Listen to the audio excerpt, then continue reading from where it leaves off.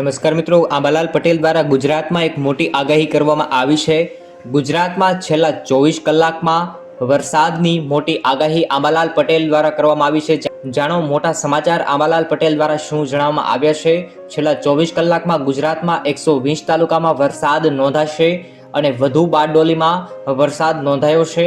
હાલમાં હવામાન વિભાગ દ્વારા આંકડા પ્રમાણે રાજ્યમાં આજે સવારે 6 કલાકે વહેલા 24 કલાકની અંદર હાલમાં 126 તાલુકામાં વરસાદ નોંધાયો, જેમાં સૌથી વધુ સુરત બારડોલી સૌથી વધુ 6 ઇંચ વરસાદ ખાબક્યાના સમાચાર સામે આવ્યા છે। સુરતના મહુવા અને તાપીમાં વાલોદમાં 5.5 ઇંચ જેટલો વરસાદ નોંધાયો છે, જ્યારે નવસારીમાં 5 ઇંચ વરસાદ નોંધાયો હતો।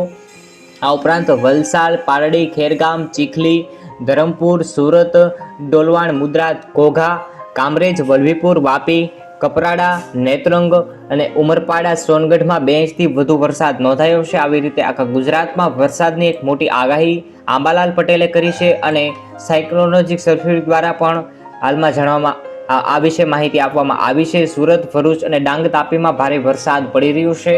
હવામાન વિભાગની આગાહી પ્રમાણે દક્ષિણ ગુજરાતમાં ભારેથી અતિભારે વરસાદ થઈ શકે છે। આવી રીતે આ સમાચાર સામે આવ્યા છે। તમારા ગામ કે શહેરની અંદર અત્યારે કેવો વરસાદ છે તે જરૂરથી કોમેન્ટમાં જણાવો।